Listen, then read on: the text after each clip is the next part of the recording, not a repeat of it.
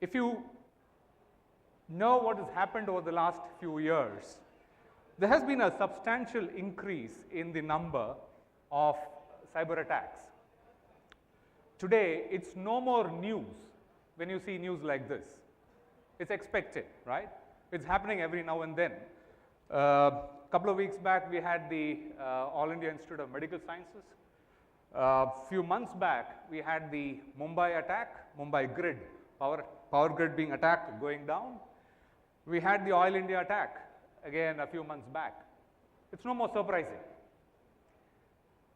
Sectrio runs one of the largest honeypot networks in the world. And we track threats that's happening globally.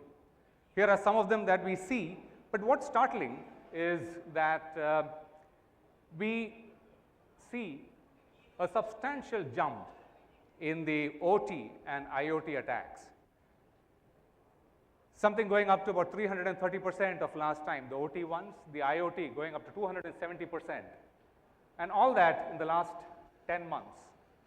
We have a couple of months to go, one more month to go for the year, but we see this hitting at least about 300, 400% in the last 1 year alone.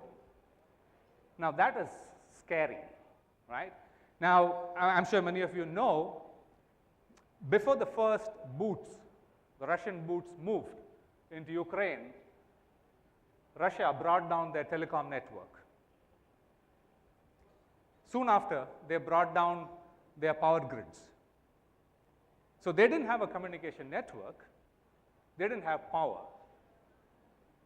Essentially defenseless, right? It's a scary situation. Subex runs, again, as I said, Sectrio runs one of the largest honeypot networks in the world, and we are spread in about 75 countries. We have roughly about 7,000, 8,000 physical and virtual devices soliciting attacks. We get attacked 18 million times a day. And some of the attack patterns that we see are really scary, right? Our critical infra is under attack. Our health infra is under attack. Our enterprises are under attack. Now, this could be our adversaries across the board, across the borders. It could even be actors, state-sponsored actors. It could even be amateurs trying to make a quick buck. Irrespective, we are in a cyber war. It's not the conventional IT war that we are talking about. It is a OT war, operational technology, and that spreads across these industries.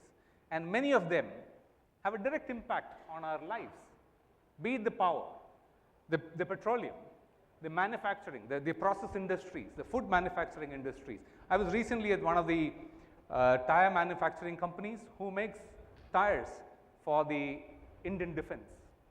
Their tires are the ones that rolls the trucks. They're worried that their infra is under attack and the compounds that goes in is being altered. That could mean that when the troop movement happens, when the truck movements happen, you could have a faulty vehicle which can't take the ammunition to the borders or where it's supposed to be, right? Now, that's the situation that we are in. There is a difference when it comes to IT as well as OT infrastructure. IT, we all know, it's matured. We have many, many players. We know how to play it. We know how to defend ourselves. There are break-ins occasionally. There are ransom demands. There is reputational damage. There is confidentiality data loss. There is integrity loss. But OT is a different ballgame. CIA is what IT is. Confidentiality, integrity, and availability. OT is just the opposite. Imagine a petroleum refinery going down, even for a day. The loss runs into billions. There will be a backlog of petroleum stock affecting everybody's life. Imagine the power grid going down. You know, you have backups, but how long? When the Mumbai attack happened, pretty much the entire office infra went down because nobody had more than 6, 7, 8 hours of power backup.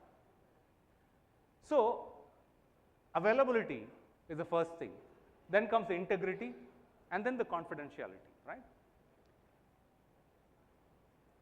The impact is that OT can affect human life, yours and mine, our families. That is where OT becomes the most important, and that's where the next war is going to happen, right? That's what we are trying to protect ourselves from. And OT is complex, let's admit it, right? There are big players, the OEMs, the Honeywells, the Rockwells of the world. And there are many security solution providers as well. As I said earlier, the OT infra pretty much runs 24/7. Have you ever heard of a power grid going down intentionally for anything more than a few minutes? Intentionally. Unintentionally, something would happen, go down for a couple of hours or so, but intentionally, it doesn't go down. A petroleum plant doesn't go down unless it's a planned one for more than an hour or two. Now, they all run at an SLA of 99.59s. And that's a responsibility of the OEMs, right? They put in the solution, integrate, test, and of course, commit a 99.59 uptime. If there is a third party who has to come in and integrate with that, well, OEMs take their hands, well, lift their hands and say, hey, you know what, my 99.59s don't work anymore. I can't guarantee this SLA anymore. That becomes a business problem. Most times, when a business problem comes to the table, as somebody was mentioning yesterday in the session, the board takes a business call, which explains why many of the CISOs in the board, they raise a warning, but they can't define what the business does. Because that's not their call, it's a business call. So how do we address this, right? Our belief is that the ecosystem has to come together. What is the ecosystem? We have the OEMs, we have the solution providers, we have the academia, we have the governments. This needs to come together so that there is a ecosystem which looks at protecting the critical infra, protecting citizen life. Now, if you look at the IT, by virtue of the maturity, pretty much everybody has open architecture, APIs, integrate. Nobody asks a question on who is your security solutions provider, because they know it works. It's designed that way. Whereas in the OT, that isn't the case. Pretty much OEM decides who comes in, who doesn't. And many a times a pre-integration is not the norm. It's an aberration. And therein lies the problem. This is where I think OEMs and us, the solution providers, can make a difference. How? Perhaps we should have an open architecture which allows third parties, solution providers, to come and integrate, test, create labs where the customers can come and see and be confident that if I work with this OEM and the solution provider, my 99.59s remains 99.59s. I'm sure all the names that you see in that list and the names outside, the OT players, would be more than happy to support that. The question is, will the OEMs be ready to support that? I don't think there is any other way but to get to that point sooner or later, sooner the better, because as I said at the beginning, critical infra is under attack. Almost all enterprises today is under attack. And if you look at what happened in Mumbai, and I was talking to some of these officials who investigated that, and Sectrio ourselves runs a threat research, what we figured out is that the adversaries came into the grid 8 months before they actually brought the grid down, right? So I wouldn't be surprised if many of them have already been infiltrated and it's a disaster waiting to happen. Today, airports, seaports, grids, as I said, power generation, power transmission, water treatment plants, you name it. I wouldn't be surprised they are already infiltrated or somebody is already targeting them, right? I see no way out unless some of these stakeholders come together. Government has a big play in this, and I see us, at least in India, moving forward in the right direction. There is a preference for Make in India solutions by virtue of the fact that many of the established players have been found to have backdoors, which is of course worrisome. So Make in India is definitely an ask from the government. And of course, we are gearing up, we are already geared up to that.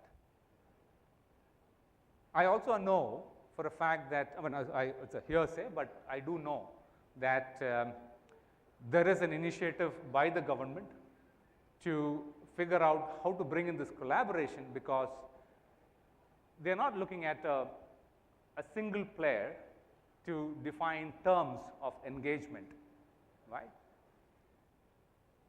In summary, we have to bring in the academia together. There has to be a collaboration. There has to be joint innovation. And there has to be a trust, of a mutual trust, so to speak. And this is nothing new. We have seen that. If you look at the India stack, it's an open architecture. It's not one solution. It's not one vendor, but a bunch of vendors who've come in together and created something which is today the fundamental of financial inclusion, digital inclusion across the country. That is what is touted today as one of the biggest innovations in the last few years, and something which some of the countries abroad are looking at adopting. Now, if we can do that there, the question is, why not here? I'm sure the brilliant minds amongst you will think through this.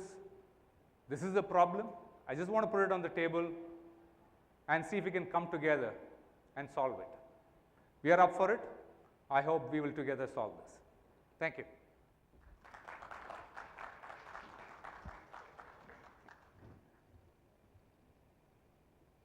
Thank you so much, Suraj. With the increase in attacks, with the landscape of IT versus OT, with OEMs and the pyramid of value, with the anticipation of infiltration and all of the things that you heard last, of skills, of collaboration, trust seems to be a word that gets continuously repeated in all of the pieces that everybody's been speaking about from yesterday, which was the keynote from Sectrio. Following that, we have the next one. We heard about passwords, the most common passwords being PASSWRT, 1, 2, 3, or the year. So here is the next segment, which is on password management, strengthening the first line of defense. And we have Mr. Vikas Malhotra, Country Manager, India and SAARC from LastPass, who's going to be speaking. So Vikas, the stage is all yours. Invite you up. Let's hear more about passwords.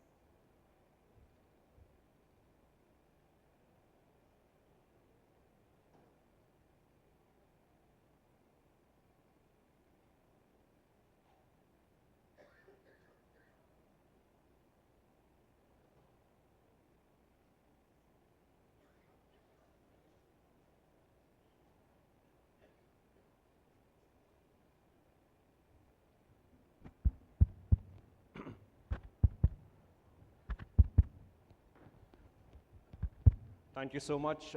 Very good evening, one and all. Absolutely excited to be here. It's a real pleasure to see some of the known faces, some new faces, amazing discussions that I've had over the last 2 days. So what I'll be doing is I'll be using my allocated time to take you to some of the most fundamental parts of cybersecurity, right? While on one side we are looking at a passwordless future, at the other end of the spectrum, we are still dealing with it, right? I'll be touching upon this, that how is it that businesses need to reflect, the security leaders need to reflect inside and see that what's typically happening in that layer of password management, what's happening in that credential management space. So this is how we are going to be, I've structured my presentation. We'll look at some parts of the threat landscape. The password headache, trust me, we believe it's a headache. So whatever is a headache has to be fixed, has to be managed well, right? The gap analysis, there is certainly a gap that I'll touch upon. The passwordless future, right? And there's a reason why the less is in a brackets. And why is there a need for password manager, right? So we are talking about so many advanced technologies, there are so many processes, so much of awareness, so much of education going in, but still, there has to be a need, right? I'd like you to give it some good few seconds to read through these statements. I'm sure all of these attacks are known. These were in the media. What I've done is I've just copy-pasted the statements made by their authorized spokesperson to the press. We all know of these attacks, right? Now, this is where the problem begins. And I'm sure we can credit these organizations in their technology maturity, in their cybersecurity maturity, with their process, with their audits, with their security audits, the findings and the awareness that they were creating within their organizations. But this is the reason. And this is what is being missed today. We are not looking at the intrusion point. Yes, the attack happens, but for somebody to execute an attack, somebody has to enter. Somebody has to enter the environment, right? Enough and more research has shown that 85% of the breaches involve a human element. So when we say human element, it could be a weak, compromised credential, reused passwords, or it could be a phishing attack where the user has accidentally clicked on a link and the credentials are populated there and they have put in their credentials. So that's on one side. And the other side, our digital landscape is evolving, right? Look at our mobile phones. We have more and more apps. There are so many apps which we are not even using, and somewhere we have created an account for each of these apps. There is a credential that we have actually created for us to use the app for the first time. So what's really happening? Let's understand the problem in a little bit of detail. And to do that, I have taken the support of this meme. This is the most intelligent, most brilliant mistake that many of our employees and sometimes we ourselves make. We try to be smart, right? Having the same password across. And that's where the problem begins. I would like you to think of every employee in the organization. They could be whichever generation, right? This is a mistake that we make.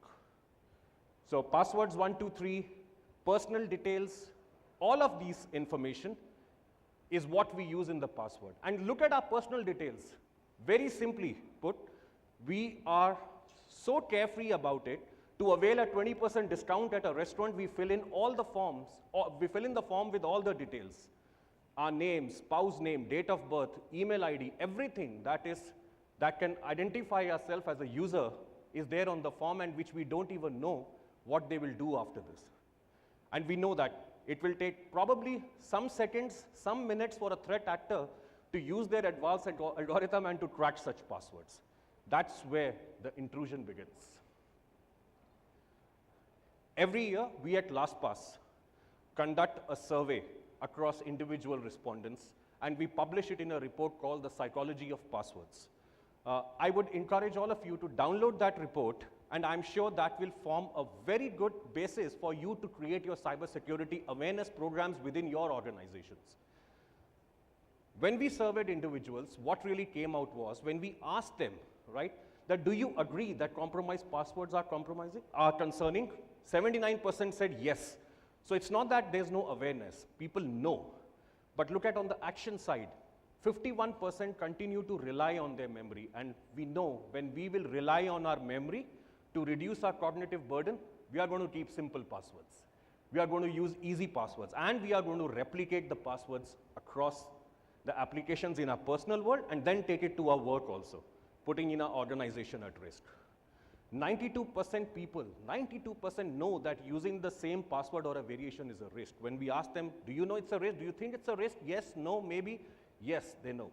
And 65% always or mostly still use the same password or variation.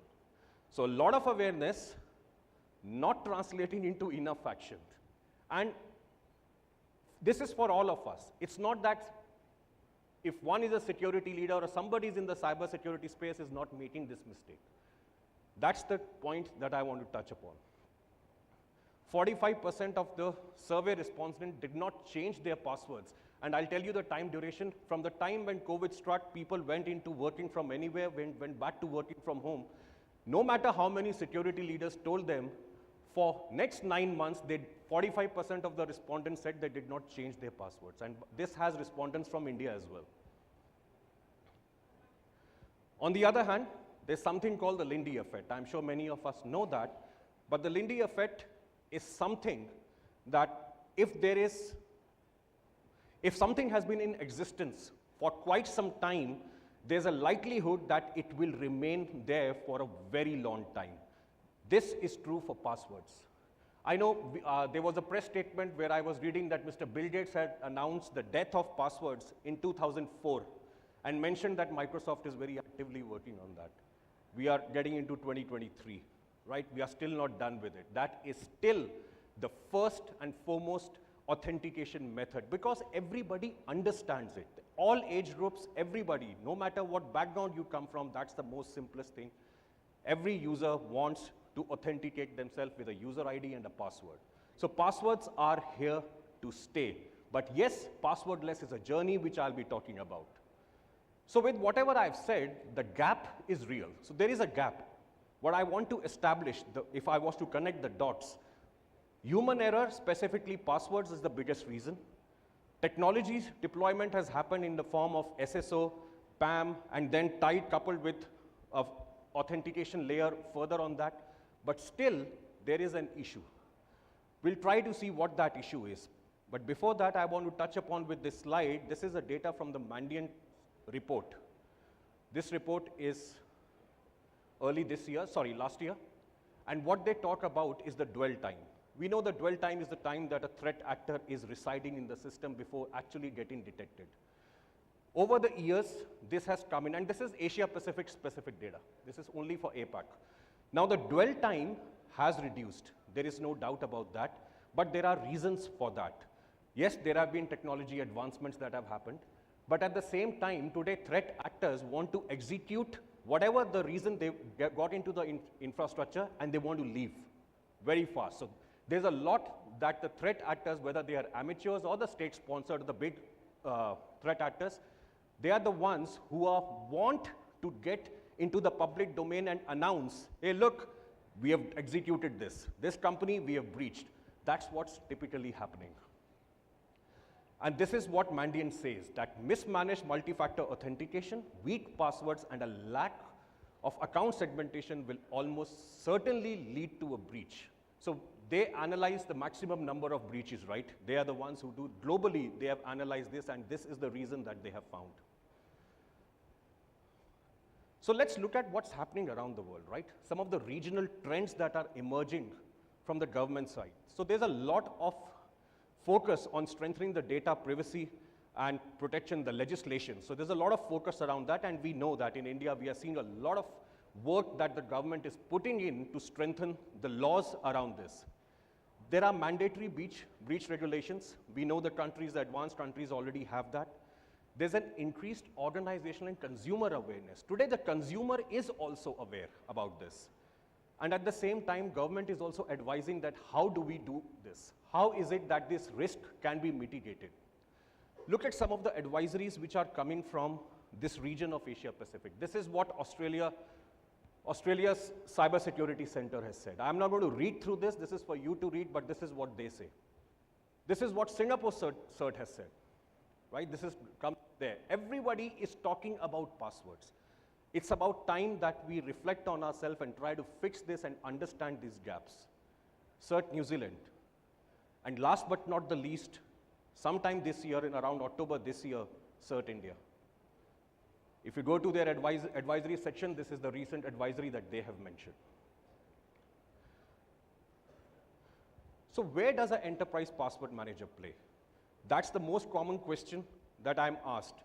that we have investments in SSO, we have investments in PAM. It's mostly confused that if the PAM is taken care of, if there's a SSO taken care of, where does it fit in? So let me try to demystify this a little bit. Let's look at the identity stack today, and depending on the organization's cybersecurity maturity, an organization could have all of this or could be still building up the stack. So there are cloud applications that every employee of yours will use. Day to day, every employee will come in, will log in, and they'll be using these applications.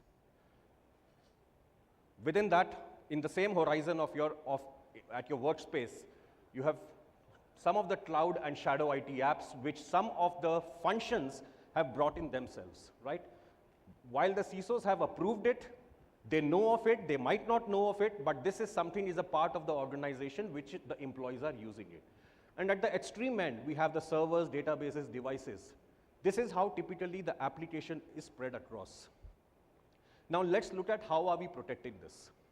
So we have users on one side, the day-to-day users, which are accessing the cloud applications, and the admins on the other end, which are looking at some sensitive infrastructure, sensitive applications. And what we have done here, this side of the application, we have tied it with a MFA SSO perfectly fine. No problem with that. On the other end, we bring in a PAM solution. That's what I was mentioning to. Now look at the center stack. These are the intrusion points, and unfortunately, when a breach happens, it's an organizational breach. It's not a departmental breach.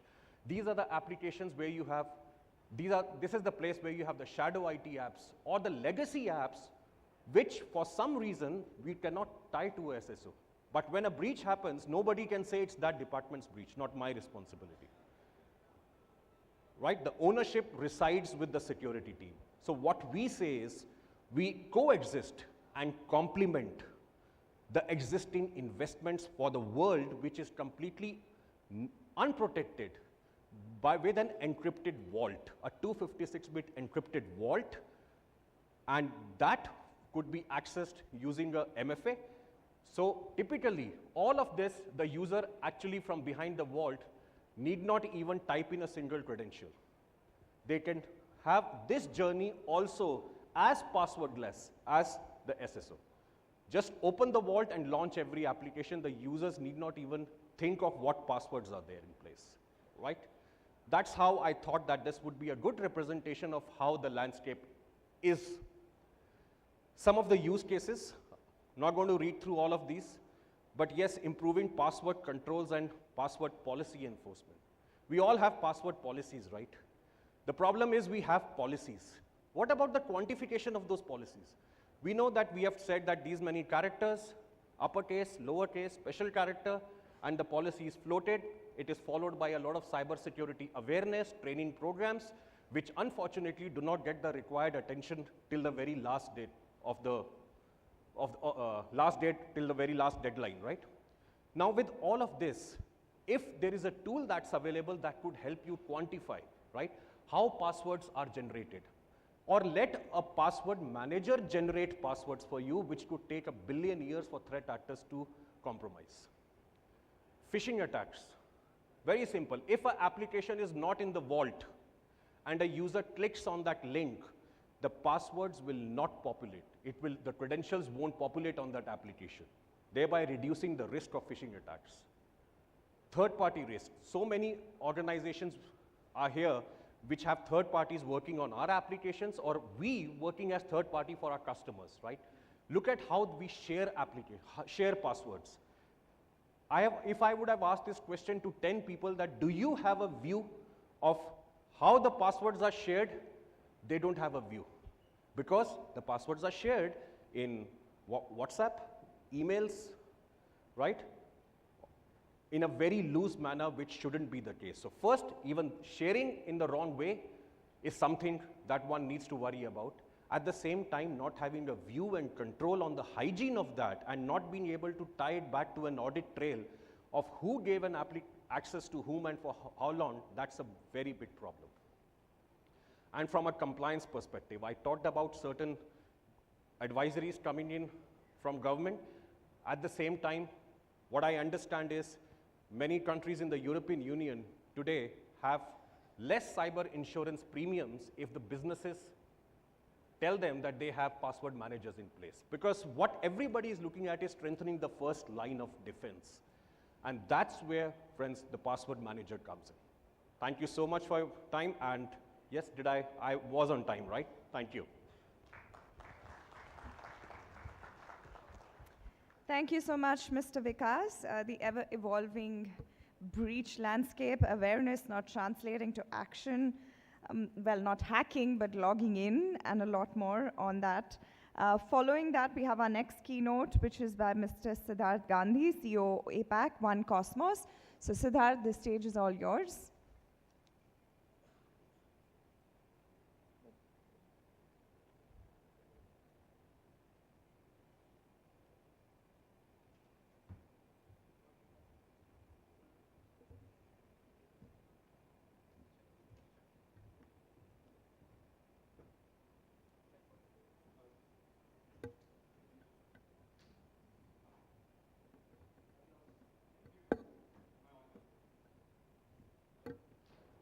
Perfect. Very good evening, ladies and gentlemen. So one reason why all of us are here, at least the people who have booths outside, is to market the brand, right? So why not also bring it on the stage? Haven't had too many people in. Coming to our booth, we are the last ones. So I want to make sure all of you, before you go home today, do visit our booth and win an Apple Watch out there. The airport just went out in the evening today. Try passwordless, right? So throughout the last few days, my friend earlier before this also spoke about passwords. Less passwords. I'm here to talk about passwordless, right? And why?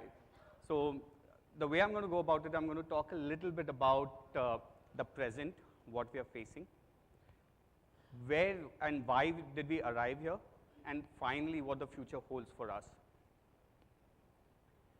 Today, the state of identity and authentication really works in silos, right? So you have your identity verification and proofing, or as popularly known in India is KYC, right? So you have the KYC happening one time by banks, by your employers, etc. And it's one time. It's expensive. You don't do it several times. Then you have your user authentication. And of course, we know the issues about it, right? It's complex. 16-character passwords being used today. And last but not the least is the fraud detection, which really works in silos, right? And we are not very sure in terms of whether they're able to detect on time or even prevent it. So what eventually happens, right? I mean, we've had several breaches in 2022 this year, right, where credentials, identity theft, and even for that matter, second factor is being bypassed. It's led to significant challenges for us as enterprises to be able to protect our users, right? And we all know the names. There was a very recent breach that happened yesterday, I was informed as well, for a large enterprise. What it results into, I mean, besides the amount that's involved around ransomware or phishing, fraud, and security, it also does impact loss of company reputation and the brand image of the company, right? The experience of your users, right? I mean, loss of trust is a big one. You don't want to lose business and customers because they've lost trust on you. And last but not the least, of course, is increasingly the world is talking about privacy as well as inclusion. What we believe is identity is the key to your dignity, right? A very powerful statement somebody mentioned when I was attending a conference in Manila, saying that identity is a key to your dignity. Not everybody understands that, but I'm very glad that India, we've finally made the first stride by bringing in a privacy law, right? A baby step. We have a long way to go, but what it will lead to, and I think Aadhaar is a great example in terms of inclusivity and equitable access, when we are able to really leverage this identity across the board. And last but not the least, of course, is privacy. How do you really manage that? How do you maintain the value around the PII information of your user, your customers, your employees, right? So let's understand how we got here, right? I mean, I'm going to skip this slide, but let's talk a little bit about history of authentication. So very surprisingly, the reason why we are here today is because password is a 60-year-old technology that we use today. 60 years old, 6 decades, yes, right? Eventually, we had the second factor come in, maybe about 15, 18 years back, right? And that's where the whole hope-based authentication has been playing out for the last several decades, right? Hope-based authentication is a term that our Chief Strategy Officer coined. Why hope? Because we hope we don't make a mistake while entering our credentials. We hope that we don't make a mistake while entering our passwords. We hope that we are not breached anywhere by man-in-the-middle attack. Which really brings us now to the last few years, right? In the last 7, 8 years, we've seen significant amount of advancement around the authentication space, starting from FIDO, and eventually, lately, we've heard the Googles, the Microsoft of the world talking about FIDO2 Alliance as well. So I want to focus on the last two ones, which is the FIDO Alliance and identity proofing, right? And that's where 1Kosmos really comes into play, right? And that has really brought in identity-based authentication, right? So what if you are able to bring the two together and leverage that for a biometric or a passwordless authentication, right? And that's where in the last few years, our attempt to move away from hope-based to an identity-based authentication. So really the story going forward, according to us, is really focused around identity, right? That's really the starting point. IAM today, work in silo, it really creates a digital identity, but it does not associate your real-world identity in any way. So what if you are able to associate and understand who the person is on the other side? You build that level of assurance, you build that level of trust, because now you know the person who is entering into the application or accessing data, you really know who the person is, right? So you can then start offering various services, right? You are able to authenticate them onto various platforms, not just web. You could also do it on payment. You could do it on mobile devices as well. And effectively thereby, prevention of fraud really becomes a byproduct and an outcome that's already there and available for you.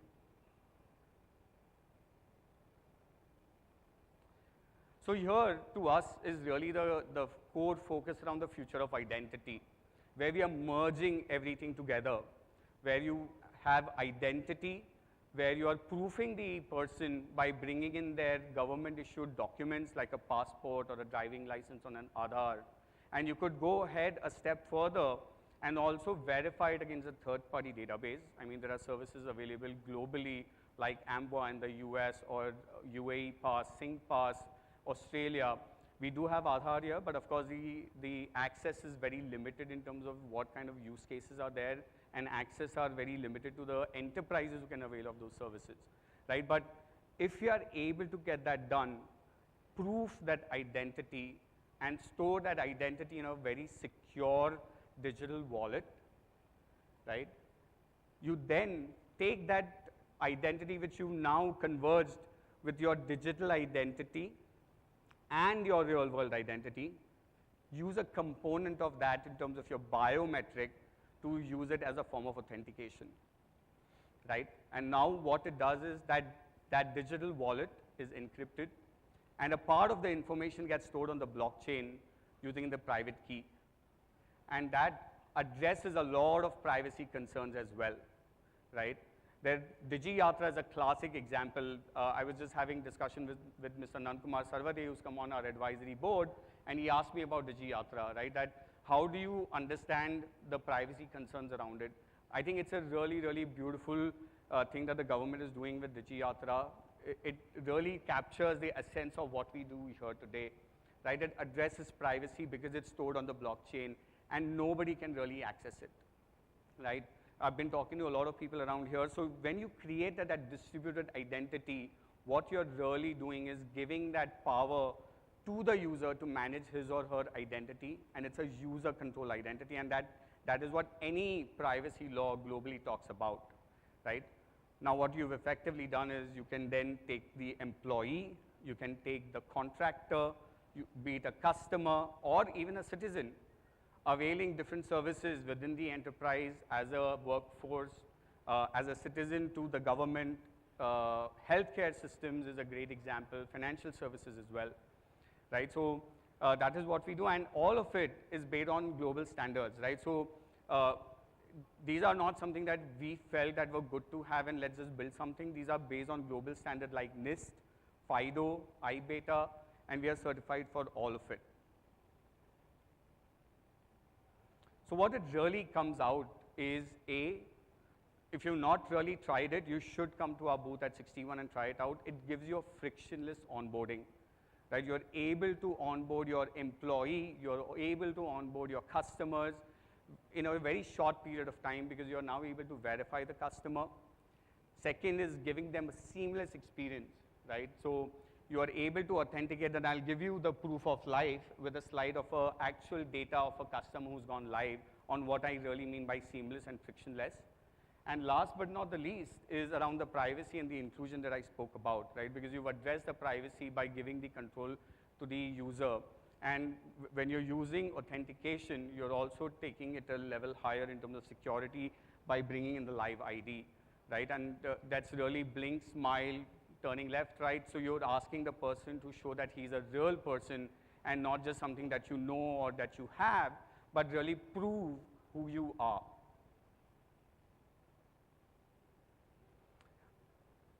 Something that a lot of people have asked that, well, Sid, we understand, right? I mean, you're a passwordless company, but I already have a IAM solution. I already have a single sign-on solution. So how do you fit within it, right? How does a passwordless work in this case? Well, this is how it works, right? So we come in as an orchestration layer right on the top, right? So we are really bringing in a new a phase of IAM. I like to call it the pre-authentication state, where we come in the identity verification or the identity proofing state. So we sit on top of the identity governance suite, like the ForgeRock, the Savience of the world, SailPoints of the world. You create that identity, and then you make it interoperable and also use it across all the single sign-on pieces that are there, and your privileged access, your operating systems as well, right? And you can then use your biometric, or even for that matter, we do support password-based authentication. So we bring in the second factor, right? So we bring in the entire suite capability to make it OTP-based, push notification, time-based OTP as well, right? So we covered pretty much the entire gamut of capabilities of MFA that is out there, and that's why we also like to call ourselves as a next-gen MFA platform. So here's the verdict, right? Username, OTP takes about 28 seconds. This is for an actual customer who's gone live across 2 million authentications on a VPN application, right?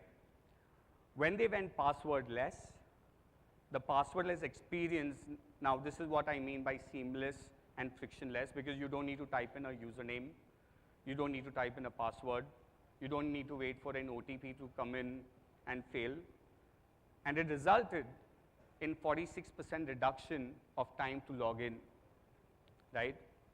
Now, 13 seconds doesn't sound much, or 46 doesn't sound much, right? But if you are a 1,000+ people company, and this particular customer was about 30,000 employees, you annualize that 13 seconds per authentication, results close to about 20,000 man-hours, working hours saved, right? It's real data. You can't dispute it, right? The data talks for itself.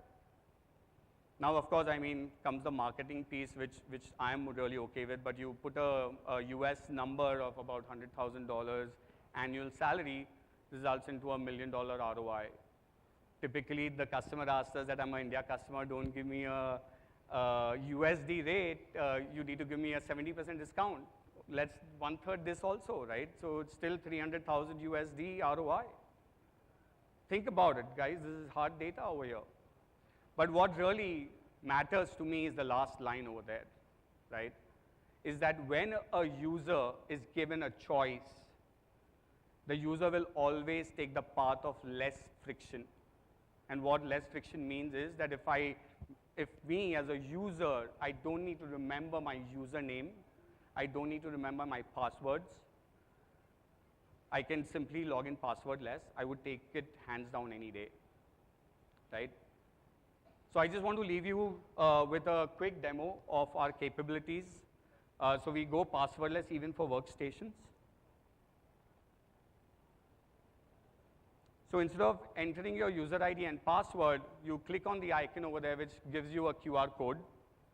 You open the Block ID app, you scan the QR code, and you give your live ID. That's Samai Kingal, our Chief Strategy Officer, so blink and a smile, and he gets successfully authenticated into the Windows workstation.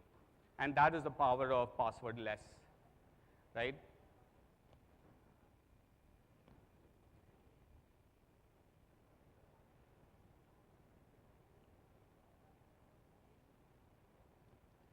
So we have many use cases across the board, which starts with onboarding, access control, transaction authorization, digital documents, authentication across various applications, and we are more than happy to discuss about it at booth number 61. I hope this was useful and brought in a slightly new perspective, moving away from passwords to less passwords to passwordless journey. Thank you so much, gentlemen. Have a good evening. Thank you so much, Siddharth.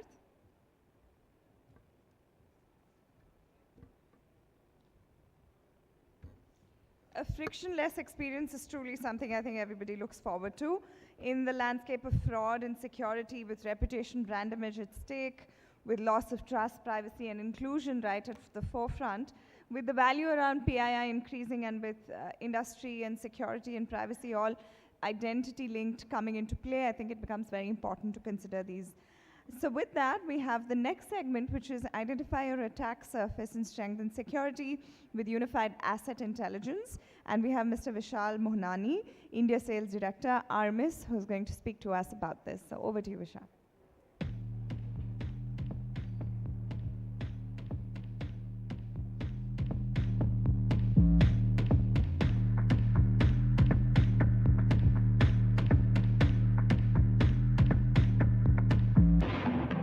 Part of the shift in how attackers think of networks and enterprises is basically, where do I get my money from? And there is a seismic shift that came from attackers no longer going after data as much as after the operations of a business. So ransomware is not only on the rise, it's on an exponential curve of a rise, and connected devices play a part in multiple ways. In an average environment that we are going to, 80 to 90% of the devices there are unmanaged. And basically this is just growing and growing and creating a huge gap around visibility and control of those assets, and this is being leveraged by attackers more and more. When we started Armis, it was a shock to us that enterprises just have no idea what they have on their network or in their environment. We've seen even situations where devices as innocent as a boardroom control tablet are sending out large amounts of data, which turned out to be video and audio from the boardroom to some unknown internet location. Armis was basically built to be the best in the world in knowing devices, from the basics of understanding what a device is down to the exact make, model, OS, which is so crucial during an investigation and provides us a lot of data that allows us to learn patterns of what's good, what's bad, and how an attack would look like on a variety of different types of devices. It allows us to detect this fast and also to stop it in real time. One solution that can provide a complete converged view of everything and a complete security for the entire environment is the only way to go, and that's really what Armis is building. Hi, good evening everyone, and it's been 2 great days here in Gurgaon. I wanted to start something, so I started with my CTO and CEO message. It's a founder's video, and I keep watching it, I keep getting inspired, and here I am. I'm Vishal Mohnani, and I take care of the India business for Armis. I've been joined with my colleague Sangeeta Padman. She's the SE for India, Armis India, and here we are to take you through the next 12 and a half minutes or what Armis does resonate your thoughts. I've met a lot of you at the booth, and this is my time. When I asked Vibhor, why are you giving me a Thursday evening where people want to go home, are probably tired, he said, no, this is the keynote, and we will have Enthu, and I'm okay if all of you are a little tired, because so am I. We've been standing around the whole day. But let's get through this in the next 10 minutes, tell you what Armis does, and see if you have any thoughts around that, and we take it from there. So I have joined Armis 7 months, and this has been my second event with DSEI in this year, and I love working with them, and I try to do whatever possible in all ways possible to get myself, sometimes a speaking slot, sometimes not, but I want to be around and make sure we connect. So what are we like? Next maybe 10 minutes, I'm going to take you through what Armis does, and when you talk about attack surface, you can talk about that. But what is Armis? Okay, so it's a 7-year-old unicorn based out of Palo Alto, California, founded by Evgeny and Nadir in Israel, and then headquartered now in the States. We are about 700 people across the globe with a valuation of about $4 billion, which is probably one of the fastest cybersecurity setup. What we do is what we're going to cover it all.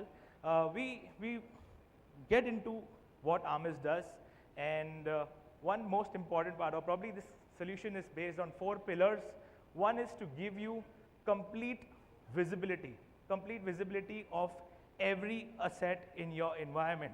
And when I say every asset, it comes across, okay, I have something which gives you visibility across assets, but typically when we talk about assets, we're talking about managed assets, we're talking about IT assets. What about the assets, or what about the devices that are connecting in my boardroom? What about the devices which are connected to my operation technology or my manufacturing plant, to my Internet of Medical Things, which is the medical devices? How do we get that intelligence? That is what is the first and foremost pillar of Armis.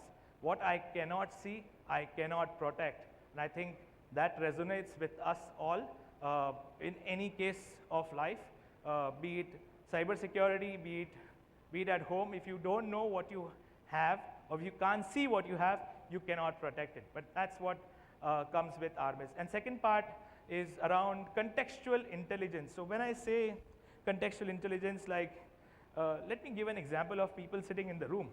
Okay, we know that there are so many people sitting in the room. First we have the count. Okay, does that give any context? No. Then we have what are the names of the people, respected people sitting inside this banquet? Okay, great, we have some intel, but that's still giving a name. There is no context. Who are you? What do you do? I know you are all CISOs or IT people and who run the business for your organization, protect your organization. I know that. But when it comes to context of a asset, do you know that?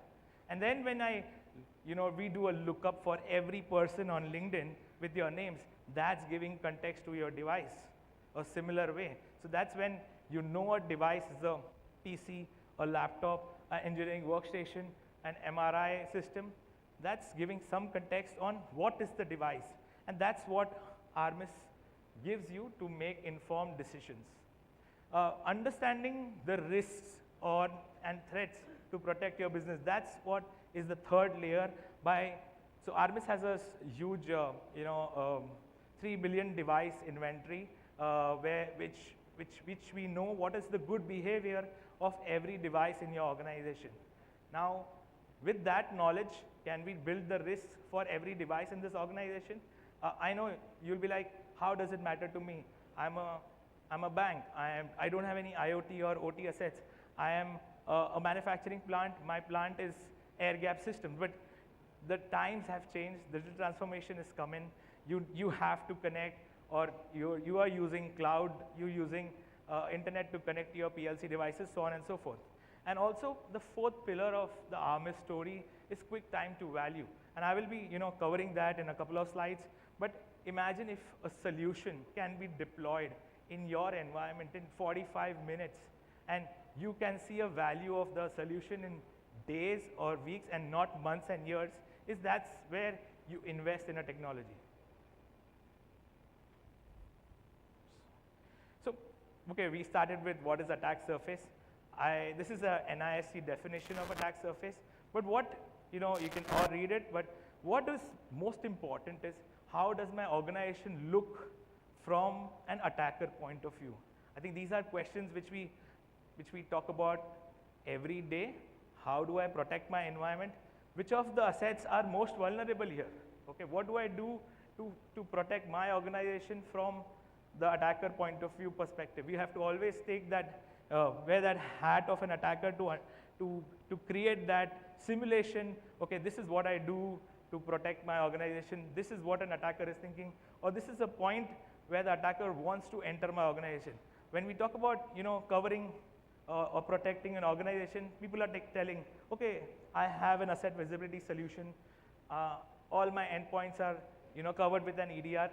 All that is great, and we all know security is defense in depth. But when you can get a single view of all your assets, IT, OT, IoT, IOMT, cloud, everything put together, that's where the actual value of a platform comes to play. And when you look at the last part on this is the users. These are all the devices which are actually communicating to your network. These are all your assets in place. So that's what is very important to discuss here. So this is a very interesting slide, and it's talking about the devices which are there inside your perimeter and the devices which have changed or moved out. The x-axis talk about uniqueness of every devices, and the y-axis talks about uniqueness of every devices, and x-axis talks about which part of your perimeter are they. So you have the devices which are on-premise, the devices which are not on-premise, or because of the last 2-3 years which has taught us we have to take the digital transformation journey. We have to allow employees to work from home. We have to have openness from a working perspective. That's where you get into, okay, these are my assets which were all in my data center, protected, everything was hunky-dory. You could not see an attack. You have some controls in place, and that was enough. But is that enough anymore? Because this perimeter is diminishing, and it's going to be like that for a very long time, looks like, because more news coming in. I see people wearing masks today morning. It is not the right times, but yeah, we have to do that. We have to live with it. So that's where is the actual problem we are looking at. It's more from a perspective of whether I can have visibility across all these devices, and can I build controls to protect my assets. So what if you could have a live map of all devices? So look at Armis as a solution which can give you a live map, actually a 3-dimensional live map of all the assets in your environment. Here you are able to slice and dice the way you want to look at your environment, the way the assets are placed in your organization, managed assets, unmanaged assets, so on and so forth. But that's what is the base. So that's the fundamental of the solution, and we get these device information from all sources: IT, OT, IoT, unmanaged, managed devices, cloud, etc. Now, as I said, we build a context on every device. So you have information, as I told you, the number of people inside this room. There is some information around it. But what if I can give a context to every device? That's enriching the data which is there on your assets. Then we create a relationship between how these devices talk to other devices in the organization, talk back to the network, and create a context to every device. How important are these devices in the organization and what is their role? So how do you know what are the critical assets in the organization versus what needs to, like, you know, what are the most critical assets or the crown jewels from the perspective? And then with the Armis research and the threat intel that Armis provides, which is the 3 billion knowledge base and the 16 million unique profiles of all devices, we are able to detect vulnerabilities and do a passive risk assessment for all your devices. This solution deploys without any agent. This doesn't require any active scanning, and look at this from a overall IT, OT, IoT security perspective, not just your managed assets. And then you could actually manage and secure and create a security layer where once you have the visibility, you build a context on it, and then you want to protect. Because if you find a malicious activity happening on a certain device, are you able to use Armis to go and block that on a firewall? Yes, you can. Or so many other integrations with other solutions in your IT and IT security systems. And first, one important part is, what is Armis? Is a SaaS-based platform. As I mentioned earlier, it gets deployed and as got speed as 45 minutes, that's the least we can say. And we have hundreds of integrations with your existing solutions so that we help those existing solutions work better because of the integration and give that asset knowledge to those solutions. We can update your CMDB, we can block an IP through your firewall, we can put a malicious device to the quarantine zone in a network access control, so on and so forth. So this is, and because of these integrations, we are able to give you one profile where you see all the attributes of every asset in your organization. So as I mentioned earlier, all 3 billion devices which we have monitored, we have been able to qualify them into 16 million unique profiles. So asset fingerprinting, knowing what every asset is, remove deduplication by integrating with your CMDB, because there is a lot of duplicate information of every asset. Can we do that? Can we deduplicate it? Data overlay and enrichment, wherein we can get data from different sources and give you a clear-cut risk behavior or profile of every asset. We also give you adaptive risk score, and this Armis research helps in creating that risk score for every device. We can also do anomaly detection from perspective of, can we figure out a malicious activity happening, and we can block your, we can help you in taking action in real time and saving time in your SOC. So I just, this is more from customers which we have seen. Most of the customers have seen, thousands of devices which were not covered as part of the solution because they were never discovered, and that's where Armis adds value.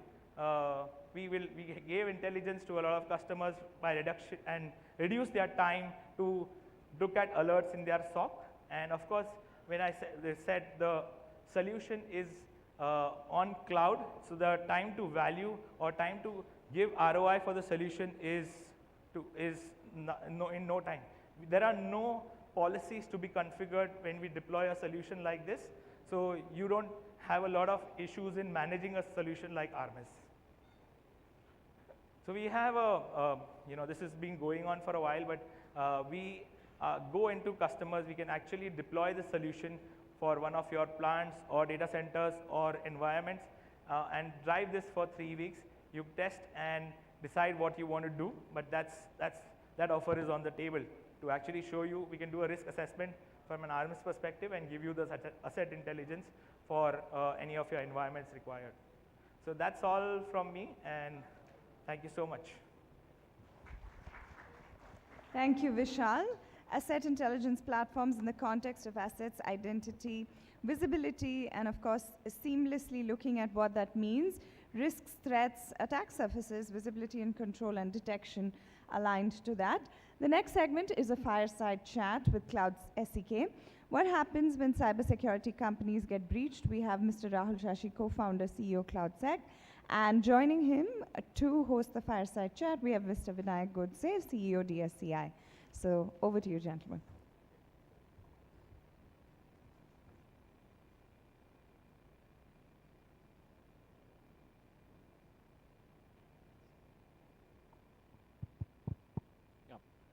Uh, Thank you. This is the last feature, and we all know what we are discussing here, right? So, when a security company breach, what happens? So, I will start, Rahul.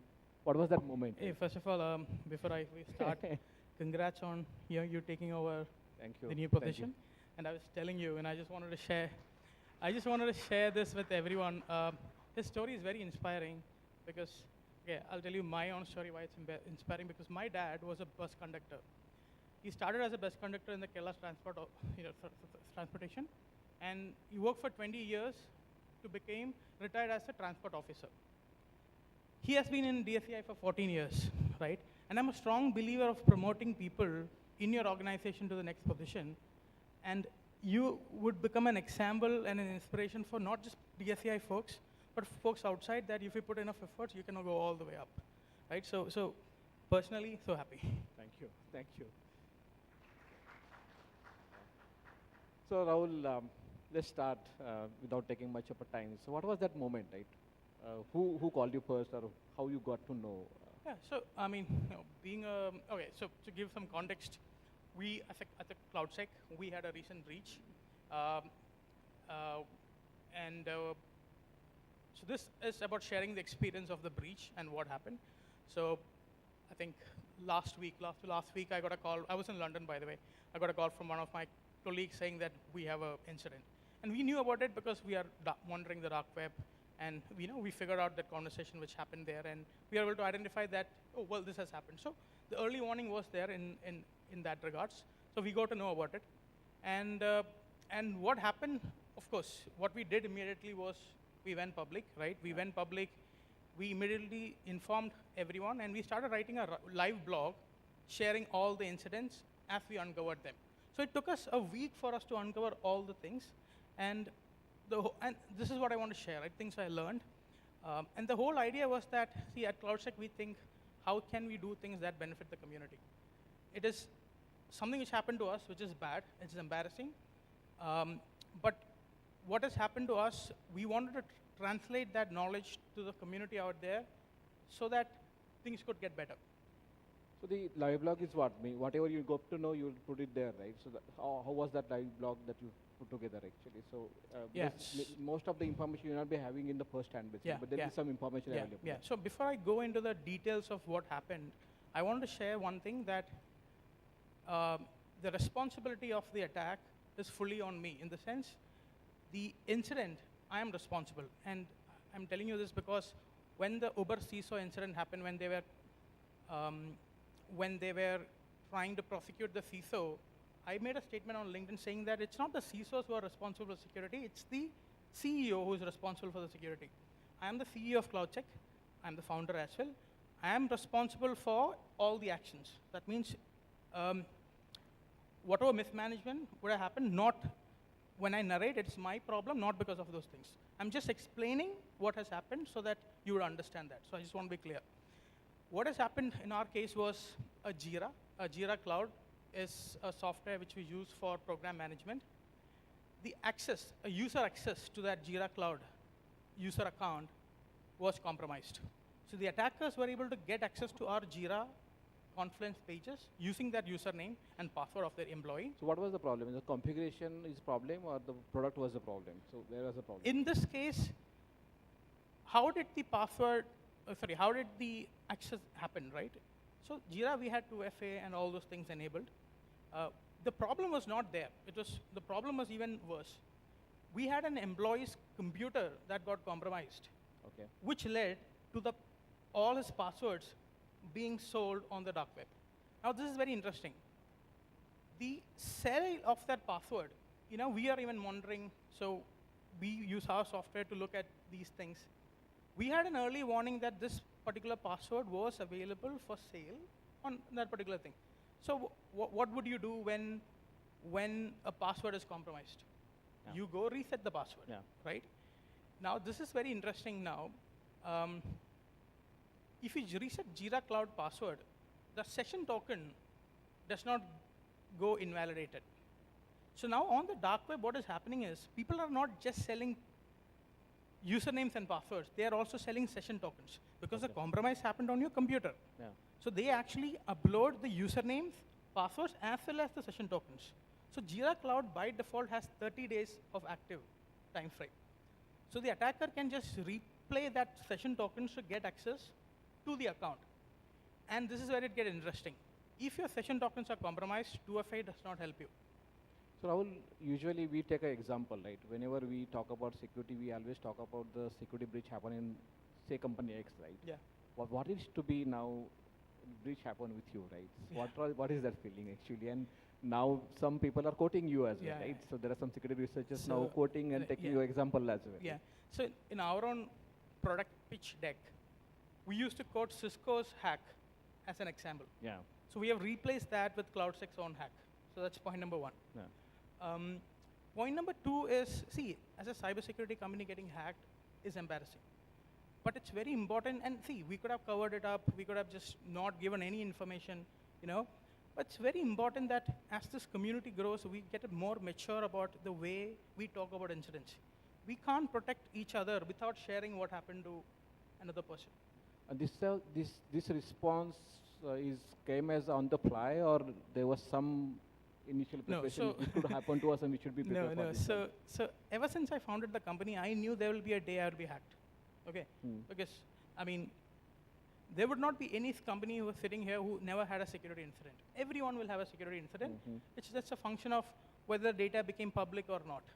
So from the day I started, I knew this day would come. So at that point of time, I always thought, if it ever comes, my first response would be to go public. So that much I knew from before. So it was not a spontaneous or anything, I would say. And how was that response? Like, so regulator, customer, most of your social media followers also, do you follow? So I think last 2 weeks we haven't slept. I haven't slept. I'm pretty sure my team hasn't slept. We were all working on it. That much is there. But I think I'll tell you something. I don't know if you've seen when an accident happens, you know, on a road accident happens, you would see a lot of people gathering around the victim, right? And there'll be like a inner crowd. The inner crowd will be always looking at, so I'll call level one. Level one will be always looking at the victim, trying to see, is he bleeding? Can we stop the bleeding? Can we give him some water? Can we do something more to help him? And then there'll be an external crowd, one crowd outside, level two crowd. Level two crowd does not know what happened because they can't still see what, they don't have visibility. They're looking and saying, okay, what just happened there? And there's a third level. Third level is more like, okay, that guy hasn't worn his helmet, right? Now there's a fourth level, which is a vulture, which is like trying to feast on the body which is on the ground, right? Now, let me explain to you what level one was. All our customers were extremely supportive. They were the level one ones. Customers, CISOs called me, a lot of them, called me and said, Rahul, we will give you all sort of support you need at this point of time. Of course, we have compliance things you need to settle, but our support is there. 99% of the crowd was level one, extreme amount of supporting. There are certain people whom we couldn't reach out to because they wouldn't have heard our message. They would have known that this happened to CloudSEK, but they still don't know what happened. So they're very speculative.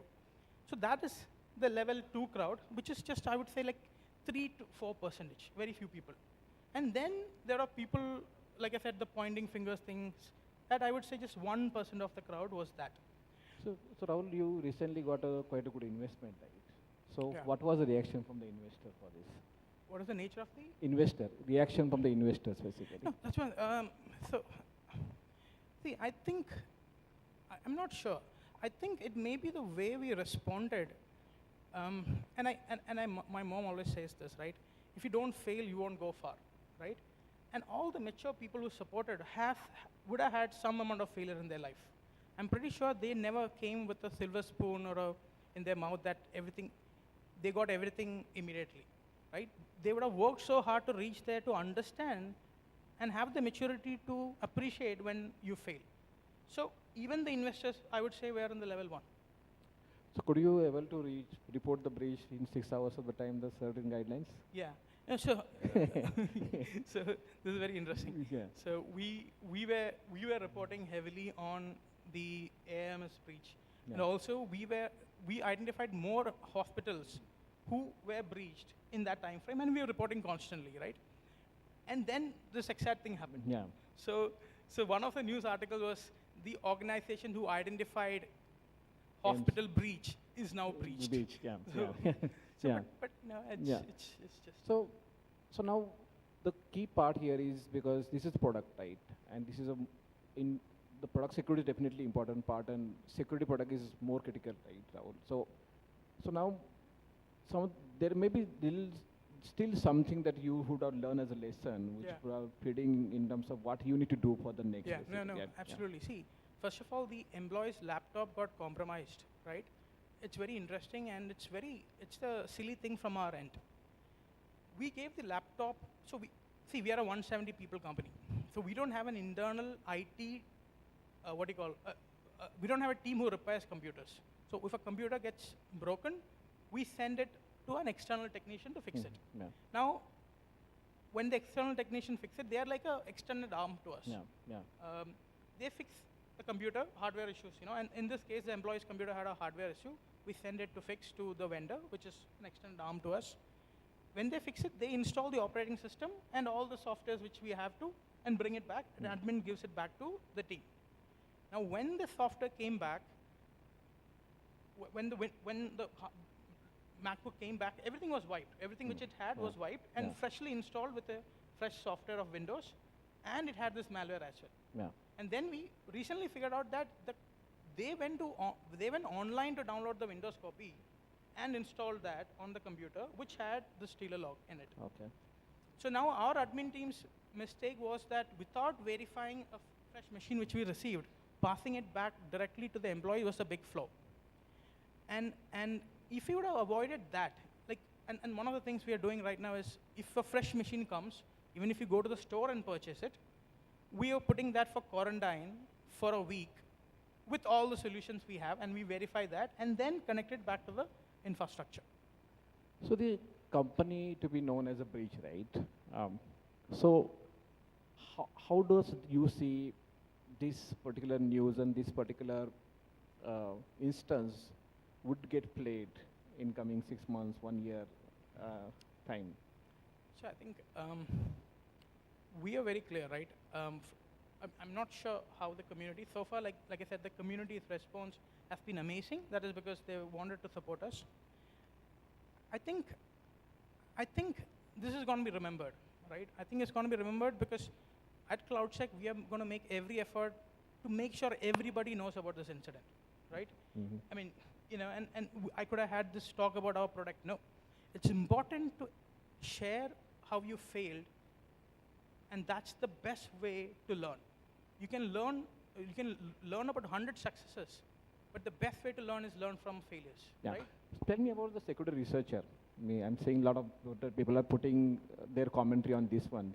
Any specific commentary that you think was useful for you and you would like to? Yeah, so I think Colonel Sanjeev, I think, said one statement. In fact, again, there were multiple, by the way. I'm just trying to quote one. One of them was that, well, at a time of crisis, we have decided to go public, share as much information as possible to the public, but then make sure that you are giving factual information, because at a time of panic, you can have not so factual information put into your releases, right? It can happen. So making sure factual information goes out at the time of crisis was very important. That's a good thing. I have a CISO who called me and said, okay, now our compliance team will have to deal with you, and they're an existing customer. Don't worry about anything else. That we will solve, but you fix this particular thing. And then he offered one interesting thing that, we had antivirus. An endpoint solution and an antivirus are kind of like, so I think many organizations I'm hearing that they're trying to have both together, not just one. So beefing up on those are also something I would say, we would do. So Rahul, just 1 or 2 minutes left basically, right? So there are a lot of entrepreneurs here and a lot of startups. We are almost 300 plus startups now in the country in cybersecurity space, and many probably are seeing you or CloudSEK as an inspiration for them to look at basically. So what will be your key message for them?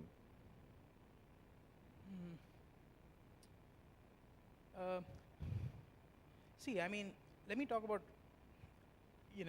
us, our mission, a little bit. See, I founded the company in 2015 when I spent almost 4 years before traveling all around the world. Before traveling all around because I come from a small village, one of my thought process was that only people from a particular company can build software products. And if I ask you, which is that cybersecurity country, you would say Israel, right? Yeah. You would not say anything else. Yeah. So even my thought process was that, only certain countries, US, UK, Israel, can only build great products. The primary objective for us to start this company was to prove that people from any part of the world can, and especially from India, because we have the talent and capability to build great products, right? It is nothing that those guys are special or privileged, right? No. So our fundamental vision was to prove to the world that you can build great products from this region and sell it to the world. So having not just focused on business or money, but focused on a strong aspirational or a strong vision is very important, because see, life is going to be very difficult, irrespective of whether you're CEO or not. It's going to be difficult. But when you have a very strong, how do I say, emotion to hold on to, things like this, you would be able to handle it, right? Because you still have to reach to that destination, irrespective of what happens. Yeah. So, and the last question here is like, the personal front, right? After breach, and many of the victims who had been going through this one, how much of that effort basically? So you have talked about not able to sleep. So this is true with all the CloudSEK employees, or only some people of the CloudSEK employees like this basically, in terms of the number of hours that you are spending in terms of recovering from these? No, I would say, I mean, I can't thank my team more. See, at the time of a crisis, it's very important to bring everyone together. You can't point fingers at that point of time, right? So we didn't take action on anyone. Let me be very correct. We didn't take action on any of our team members. It's because mistakes will happen. But we all worked together to find out what happened during this crisis. And sleep, yes, a lot of us had to have much lesser sleep. I used to sleep like 6 hours. I had to bring it down to 3 hours the last 2 weeks. I think now it'll go up. Yeah, probably it will go up now. Yeah. So thank you, Rahul, and you have some time, please spare some time after this as well, because there are a lot of startups here who would like to talk to you about, a lot of security professionals who like to talk to you. No, absolutely. Thanks for coming and discussing this. I am here to talk about failures. Yeah, thank you. Thank you. Hope you enjoyed this session. Yeah, thank you. Please join me to give a big hand to Rahul. Thanks for coming, Rahul. Thank you. Thank you. Thank you. Thank you, both of you. Really, to talk about failure and to talk about learnings and lessons from failure in this format is just so heartwarming. What a nice segue into what we have coming up next. There was so much in that was enriching, the idea of rolling with the failure, of critical lessons and learnings that came from it, and of course, of being factual in times of crisis. There were little nuggets that we could all take back with us. Moving on to the last plenary of the day, the topic for the evening is large-scale digitization, state of security and privacy, assessing preparedness, institutional capabilities, and developmental policies. For this, we have Dr. Gulshan Raj, former National Cybersecurity Coordinator, India, who is the session chair and moderator. Joining him, we have Mr. Sandeep Khanna, CISO UIDAI, Mr. Geok Simli, Principal Advisor and CTO, Passport Seva Program, Ministry of External Affairs, India, and Shri P. Prakash, IPS, Inspector General of Police, SZ and Nodal Officer, Kerala Police, Cyberdome. Ladies and gentlemen, can we have a huge round of applause for the panel that's going to join us on stage? Over to all of you.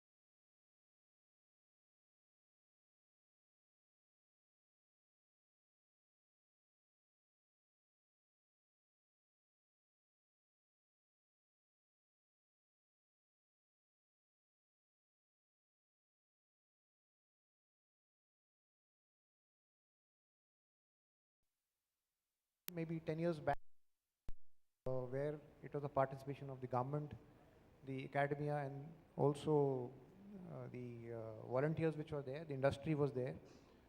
You're well aware that Mr. Nandan Nilekani was the initial spearhead who took on Aadhaar. So when it was designed then, it was that is the time that it was thought, or rather conceived, at that it should be secure by design and there should be privacy built into it. That is what. Just to allay fears of people that once when you enroll as a resident, if tomorrow a UID of you is created, the creation is that when we capture that packet, which we call the enrollment data, which is again very minimalistic. It is what only it is the bare minimum we capture is encrypted and remains encrypted in its entire life cycle. It does not get decrypted at all. What we use subsequent are only templates.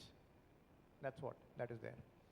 And when I say privacy by design, the privacy issue is that when you say is that it is purpose agnostic. It is not that I have no linkages, there's no analytics which take place.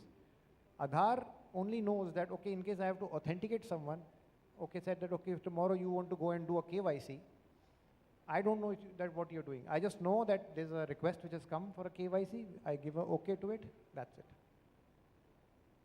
That is what it is, the way it is designed. So coming on to such challenges, when I say, first I'll talk of, okay, when I say a large scale digitization, Aadhaar is an enabler of the Digital India transfer. You know, you're aware of the Jam Trinity, how it happened, you know how it is actually the enablement which happened in terms of those bank accounts being created was because of Aadhaar. Similarly, other services also which have been there. So what we have done is that what has happened is that we have grown in size. Today, as far adult population is concerned, if anybody was here yesterday when our CEO had inaugurated the event, it is 100%. All now we are focusing is of enrollment of say maybe 2.5 more crore of the child enrollment which happens. That is what. Otherwise, it's almost 99.9%, certain areas left, and it is subsequently updation. So that is one part of Aadhaar or UIDI. The other part is in terms of authentication. When I say the services which we offer. So when you say Aadhaar enabled payment systems or your KYCs, you know, for other authentication which take place. So here is in terms of the scales. So like when you talk of scales, we have gone, say in last 2 years, from a 4 crore transactions to 8 crore transactions per day. So that is the kind of the traffic which we handle. So when we say when the traffic sizing and the scale comes, so does your security. So there are challenges in terms of security. There are challenges in terms of which come up. So I would say that the scaling factor which has happened is, one is to keep pace with technology.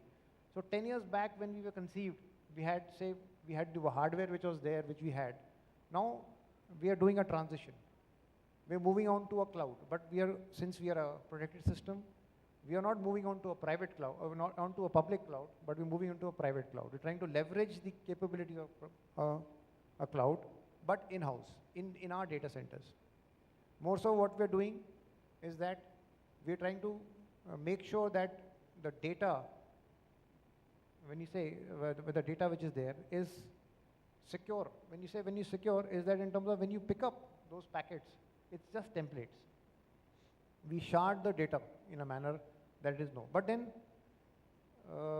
the challenge which comes in terms of, so there are frauds which take place. How do you want to address them? That's a challenge which is there, which we have to look into. Though when you attribute those frauds are more of sheer geniusness, not in terms of the system being compromised. For your information, that today there is no Aadhaar breach within our UIDA. But what happens is when the data which resides in terms of say a certain bank or certain institution, the Aadhaar numbers at times get leaked. But that is Aadhaar number, not the other demographic data or the biometric. Biometric data never leaves the ecosystem. Rather, we do not share our data with anybody. That's what is there. So these are the few challenges which I would say, sir, are there with us. And we are moving in a positive way. We have a journey wherein we are trying to go into a private cloud environment and take the advantage of technology. More so, we are doing so with a manner that we have a structured security governance and a security operations practice also. Thank you, Sandeep. Mr. Golak, you are also operating a very, very sensitive and strategic database, and you have also played a key role in the digital transformation, whether when you are NEGD or you are at the passport now, you are the icon of the passport, Indian passport system. Now, in the wake of the huge ransomware attack, 400% increase, they say that, and I was reading it that even the hackers now have developed technology to bypass the web application firewall and such kind of a devices there. All kind of things are happening there, and multiple technologies are being used there. And particularly challenges are more for you because your database is being accessed around the globe there. At least our embassies are accessing, our different systems are accessing there. So how are you preparing to address or to meet the challenges, at the same time keeping your efficiency up, allowing the users to deploy their different technologies and modern technologies? Thank you, sir. Let me at the outset thanks DSCI for having me here. Mr. Roy, I think he is my Guruji. The METI days we started those state data centers. So we have traveled a long journey, sir, when we say the large digitization. Why only in India, but across the globe we are experiencing the same phenomena. I think, sir, these big databases, whether it is passport, GSTN, Aadhaar, all of these databases, when you talk about the larger perspective is, in my view, when you build security, when you think of privacy, the larger perspective is the user.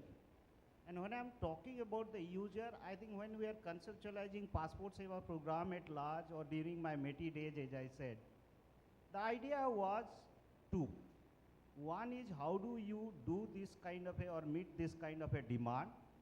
For an example, let's say if I am issuing passport, I am talking about 1.4 billion of people, right? The second factor is the democratization. Can I deliver a service in a democratized way? Now let me take you little further when I'm talking about security, demand and democratization.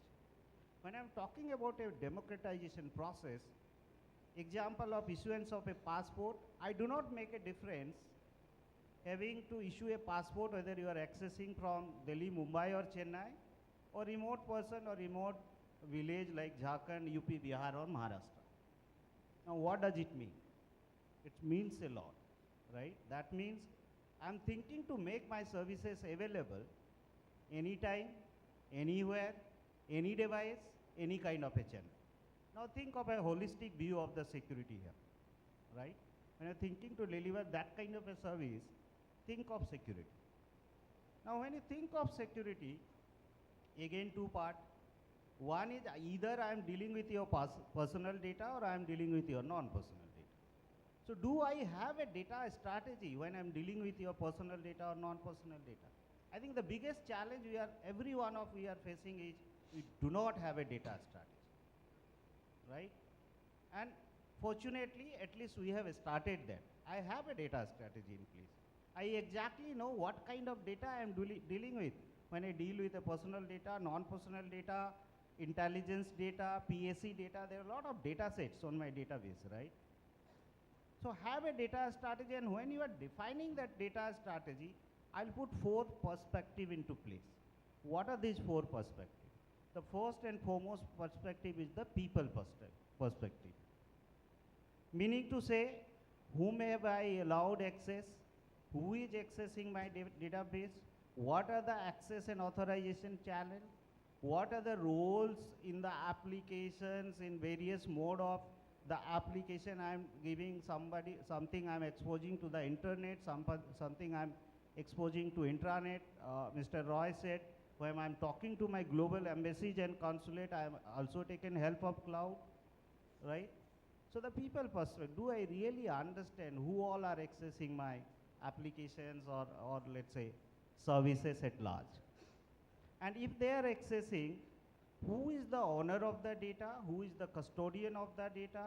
Who is the primary user of the data? Who is the secondary user of the data? So am I able to visualize holistically whenever I'm talking to my data layer, each of these data layer, right from let's say perimeter layer to your transport layer to application layer to let's say database layer, OS layer, network layer. Can I really visualize that? And when I say can I really visualize that, that means I'm talking both. I mean, we are slowly migrating towards a cloud away also. Leave apart the on-prem data set. So that is the first perspective I want to bring. The second perspective is the execution model. Most of the time we have realized enough, especially in this kind of a large program, saying that we ourselves cannot deal alone. We need help of the industry, right? And if I am taking help of the industry, do I really understand my execution model? What kind of execution model I have adopted? Is it a centralized model? Is it a federated model? Is it a PPP model? For an example, Passport Seva is a PPP model, right? That is the second perspective one must understand. The third very perspective is the rules of engagement. Tomorrow something happens, I think we all heard about AIMS example, right? If something happens, what are the risk assessment I have done? What are the way forward I have thought of in terms of my BCP mechanism? What if some in terms of regulation, compliances, land of the laws I am violating? So do I really have aligned my data strategy towards the rules of engagement, whatever available today with us? IT Act, no, privacy law, whatever we have today. Tomorrow maybe data protection law is going to come. And the last part is the tools and technologies. Whatever tools and technologies we are deploying, how much visibility I have, how much observability I have. We are simply saying that, okay, I'm shifting my, let's say, workload towards the cloud, right? For an example, as I said, when I'm talking to all my global embassies, I have taken some part of the cloud variants, not violating METI guidelines, not moving my app and database layer out of my data center, but still I am, just to beat the latency, I have to take help of the cloud. But if I'm doing that, what kind of tools and technologies I am taking help of, right? In terms of reaching to my users or my customer at large. The last thing I must say, sir, in terms of security, I think it's high time that we need to think holistic. I say holistic right from your, you prepare a DPR, right? Detailed project report. Right from preparing the DPR to float a RFP, then you bring in your execution and operation in place, and there have you taken care of security. I always say that it has to be intrinsic. Intrinsic, you think your RFP. Intrinsic, you think you're developing the code. Intrinsic, you think you're putting your MPLS layer. Intrinsic, you think your access and authorization layer. So are you able to define your security intrinsic to each layer of your ecosystem, whether it is internal or external? So that's how I put it. And that last, since you have asked the database size, because we are dealing with a mammoth database, my metadata size in Passport itself, it is crossing almost 20 terabytes. If I talk about the document and other size, right, that is crossing about 700 terabytes. So just imagine, the kind of data we are generating and the kind of storage we are generating. And therefore, the another principle what we are following is wherever I keep my data, whether during at rest, during at transit, or during the transactions, can I keep my or move my data on an encrypted way? That is the other principles that we are following. So thank you. Thank you, Mr. Golak. Mr. Prakash, you have heard the key challenges and you have heard the last sentence of Mr. Golak, that whether they keep the data stationary or transit, it's encrypted. And every device which is coming up has a encryption, and the level of encryption is increasing. The digital payment loss itself is more than 100 crore per day. That's a kind of a scenario. And the CERT has also said more than 1 million cyber incidents last year. So what challenges you face, and how do you address such kind of every incident will require, people will be approaching you because lots of money will be there. How are you prepared? How do you handle that? And in your opinion, what should be done?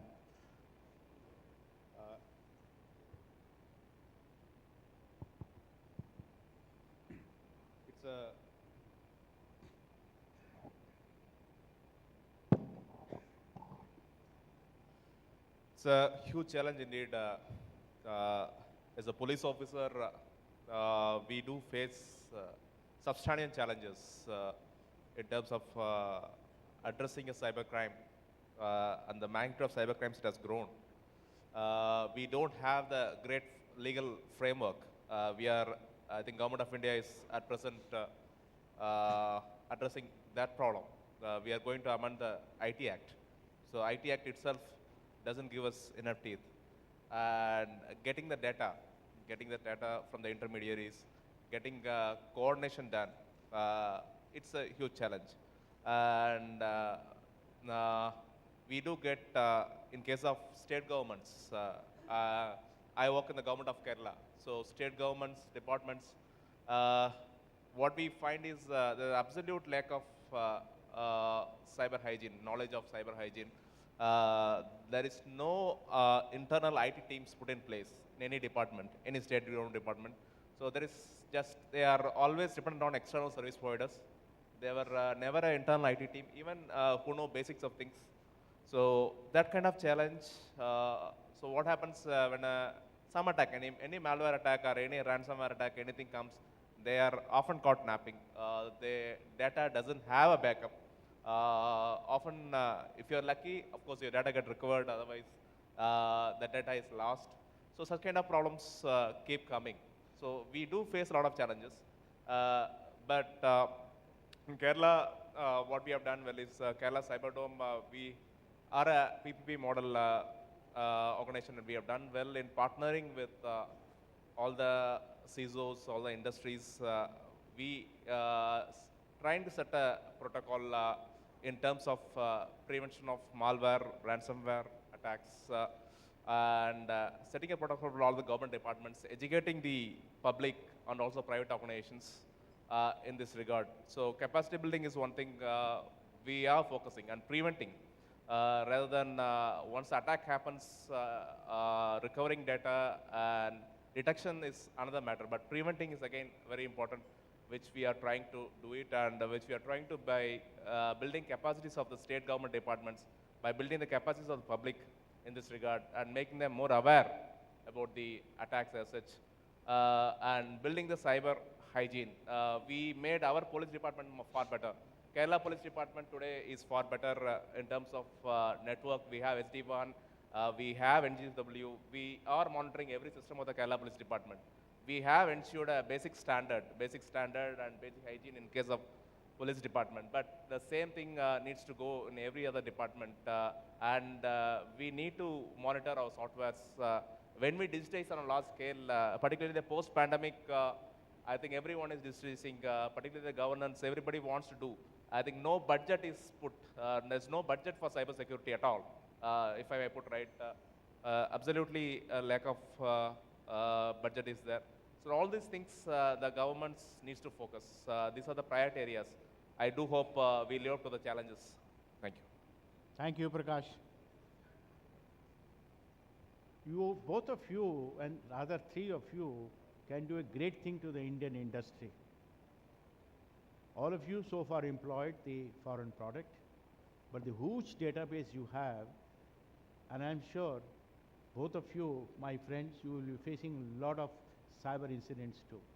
The news of the UIDI keeps on appearing in the media time and again. There are friends and the animosity is also there toward the UIDI. But we have not heard much incident about the passport system there. And I think I would like to compliment to you at least that there is no news. There will be certainly incidents and attacks will be there. So how do, I mean, don't you think that you can do a great service to the country and great service to the industry by sharing your data to the Indian startup there? Because ultimately, the startup, this whole security product require a lot of data, tune their product there. What are your view? I mean, why don't you open up and share the data with the Indian startup industry so that they can come up with a good product? Ultimately, the solution of security is that we have to grow our indigenous industry, we have to grow indigenous entrepreneurship, whether we have to handle or we have to create a product there. So, absolutely, sir. I think there is no second thought about that when it comes to some of my data sets I am already sharing with the DataGov portal. It's already there. But again, when it comes to sharing the personal data, because most of passport data is a personal data of citizens. So we are careful there what kind of data sets I should share on the DataGov. the incident data. Yeah. Incident data I share with them. Those we are doing, sir. Those we are doing, and I think we need to publish, as you said. Recently, we have also started writing to all of, whether it is National Cyber Security Coordinator or CERTIN. You are absolutely right. I think passport database is one of the database we are getting maximum number of kind of a threats, kind of a hits across the globe, across the cyber space. But the beauty is, I think another two learning I must share. Passport ecosystem, one thing we could achieve, and which is a huge case for every one of us, more or less we are able to develop a digital culture. So my user exactly knows what I am clicking, what I am not clicking. My user also knows what is a digital ethics all about. And believe me, it took me almost 2.5 years to bring them on board, to understand the digital culture and the digital ethics. And for that to happen, what you also need to do, you have to continuously try your skilling, reskilling your workforce at large. And there are two ways of skilling and reskilling your workforce. Not mandatorily you have to call them and sit them on a conference room or at a training room. Maybe part of the application itself, which is your business application, right? You can develop a module where user will continuously learn those ethics, digital ethics, and how do I behave on a digital culture. And believe me, today, I mean, there was a time when we were launching Passport Seva program, my employees, they said, no, I'm not going to join you on this digital way. And they almost delayed the program, I don't know, 6 months, 8 months. But if I say the same employees, okay, fine, I switch off the system for 5 minutes, and you go back and work on the same old culture, they will again go on a strike. So that is the way you have to change, probably the digital culture and ethics you have to create. And that's a mammoth task, and it's a continuous process. It's a continuous process, and as I said, it can't be on a silo way. It has to be part and parcel of your business application. So at all time, user is aware of what exactly security is all about. I think that culture, sir, we need to develop, and I request most of the industry present here, when you are talking with us, I think this culture we not only have to develop at the user level, but at a senior management level, as a political level. And that is what we are also started doing is now I'm creating a security dashboard for my senior management. I'm also submitting a security report on a weekly basis right up to the top, so that at least they are aware of what are these black, yellow symbols. At least they will understand. And slowly, when you move a file, they'll say, okay, fine, I am aware of. So I think these are the changes we need to bring in, sir. And as you said, we need to share more, we need to collaborate more, and that's how it is. One has to deal with the security. Thank you. So just to add to what you said, so it's like whatever my friend said about in terms of the maturity of your security practice, all ticks we comply to. So talking about sharing of data, that is in terms of the net flow data. So this is something which is very close to you, sir, I know that. The NCCC was created in your time. So we do, and we do share our net flow logs with CERT, that is NCCC, and we do get visibility. We know that since Aadhaar is an asset, is a national asset to the country, it will be under attack, and those timely responses for it is always dependent on the detection part of it, wherein we have NCCC assisting us and also the NCIPC assisting us. So we have threat feeds which come to us, which we consume in our SOC. We also have the NCCC giving us visibility. So that is the way we go about doing it. Mr. Prakash, you know your challenges are very high. You admitted yourself. With the emerging technologies coming up, your challenges are very high. And you said how the police forces are equipping themselves or the challenges, which issues they are finding problem. Will it not be better that instead of going for a separate investigation, which you do, you people do, every state police do, why don't you join the hands with the agencies like CERT or NCIPC or UIDI or the passport there and become a part and parcel, I mean keeping yourself in the police, but part and parcel of the group to investigate the incidents, because that will be a good capacity building for you, and also that will be more helpful to solving the cases, because they look at the incident from the technology point of view or the incident there, but you look from the different angle there. What, I mean, don't you think that it will be better if the police becomes part and parcel of the technology team which they keeps on doing the incident investigation? Absolutely, I agree with you, Dr. Gulshan Rai. We are evolving. We are evolving in addressing cybersecurity challenges in that regard. In fact, in case of cyber crimes, we formed the I4C at the center, which is a network of all the heads of cyber police investigators. So we started with that. Slowly we are growing. We appreciate the fact that we alone cannot prevent or even detect the crime with respect to the kind of attacks we face in the cybersphere. So we do need the assistance of all the organizations. It's not a one agency job. It is always a multi-agency approach, which helps and which will be helpful in preventing such crimes in future. We would like to partner with all the organizations. The problem with the police is the investigation is never a central agency. Investigation is always a state level subject. The policing is a state level subject. So the state police organizations, we do have, the problem is to coordinate with all the organizations, it becomes a difficulty.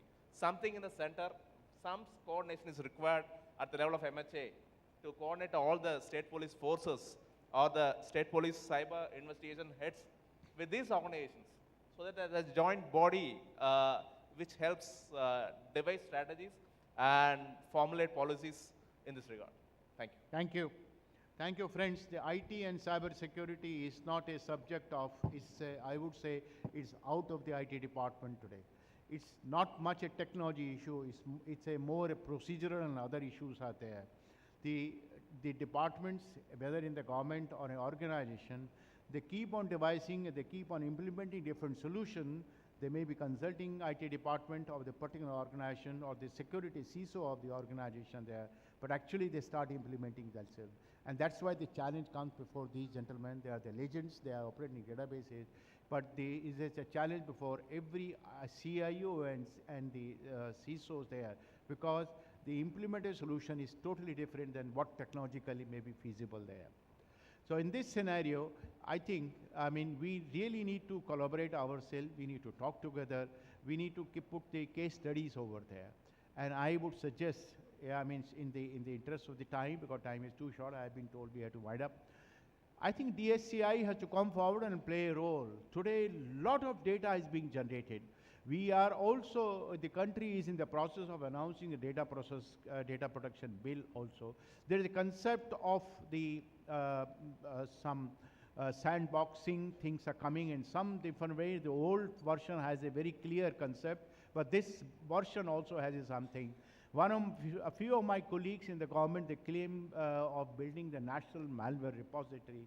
And I think today, it's the essence of the time that DSCI should come forward and coordinate with those agencies and try to take the data from the different kind of agencies and share with the industry and share with the different users like them. Of course, the CERT does it, but the CERT largely does do with the government organization, few of the private sector. But I think DSCI has to come forward, work with these agencies forward, and this collective responsibility only can help in enhancing the resiliency in the time to come, which is becoming very difficult from the point of view of technology implementation. I say, as I said, it's not a technology issue, it's a process, and other issues are also involved over there. Thank you very much. I compliment and I thank profusely my three panelists, Mr. Golak, Brigadier Khanna, and Mr. Prakash, who have come all the way. All three are very busy. They are standing on their toes to defend their system, to protect their system, and give a good service to all of you, because everyone attaches to them. They all, some or the other way, they get connected to all of three of them, these gentlemen sitting over there. Thanks very much for coming and sharing your experience with the audience over there. And I also would like to thank DSCI for inviting us, the legends you are inviting on the three panelists there, and inviting me to interact with the people and share the experience with the people there. And also, I wish we would have a time to interact more and take more questions, because the legends will not be coming again and again. You have to, they have the very rich experience they could have shared it. Thank you very much.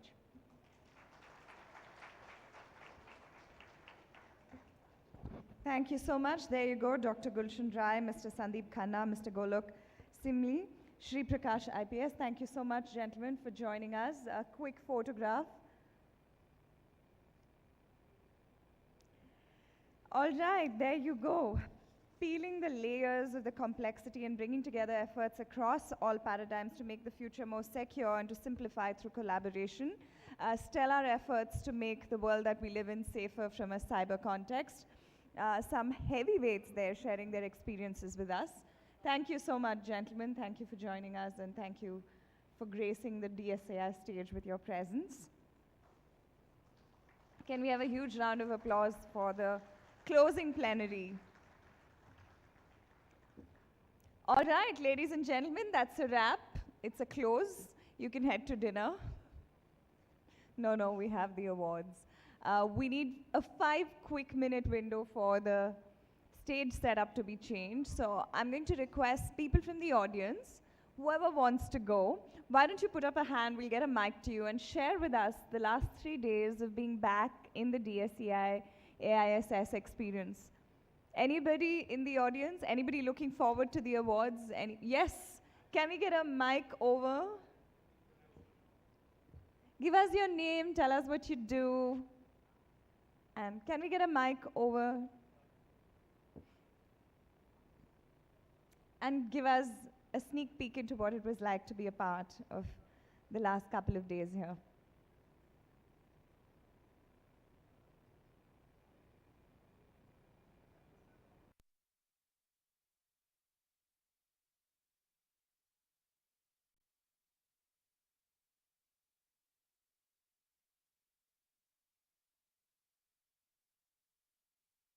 It was great. I mean, even though we got the booth in the last moment, it was like a moment for us that, you know, we could participate in this event. Last time it was virtual. So it was really great. I mean, we could meet all the industry experts in the cybersecurity community and network a lot and learn from a lot of, you know, all the leaders out here. So thank you all. So we are into, I'm co-founder of Prophase. So we are into web application firewall. So we had presented yesterday. So it was great experience. So it's a really memorable experience. Looking forward for the next event next year. So thank you all. Thank you. Thank you so much for sharing your experience with us. I think it has been a stellar few days, infinite number of sessions, 200 plus speakers, lots of conversations, lots of keynotes, lots of panels, lots of sharing and insights that's happened. And of course, a lot of the coffee conversations that happen outside this hall, and that in itself is also so heartwarming to be back in person and to be experiencing this live. Anybody else from the audience who wants to share something? Like I said, we just need a couple of minutes for us to get the stage set up for the awards. Audience, anybody wanting to share anything? What has been the biggest highlight or the biggest takeaway for you in the last 3 days? Or is it just going to happen in the next 5 minutes with the awards coming up? There is a lot of buzz and excitement around the awards. How many of you are here as nominees for the awards? Can I see a show of hands or a woohoo? How many nominees? Okay, that's a big number. Can we have a huge round of applause for everybody here who's going to be experiencing the awards and who's going to be a part of this evening? The last 2 years have been online, so this has not been possible. Audience, are you ready to applaud? Yeah, audience? Are you ready for the awards? Is that all? It's a full hall. Are you ready to applaud for everybody who's going to be taking away awards from here? That is much more like it. Hoot, whistle, clap hands. The bar is going to open, but only after the awards are done. So I can't promise you that you'll have that within you to get the energy going, just counting on all of the energy that's already here to get it going. Are we ready? Are we ready to begin? Give us a moment more. Anybody else from the audience who wants to share? We had only one brave soul amongst the almost 300 odd people here right now or more. Anybody else? Anybody from the Innovation Hub yesterday who had a great experience? The hackathon that's just happened, which we're going to open the show with. Anybody?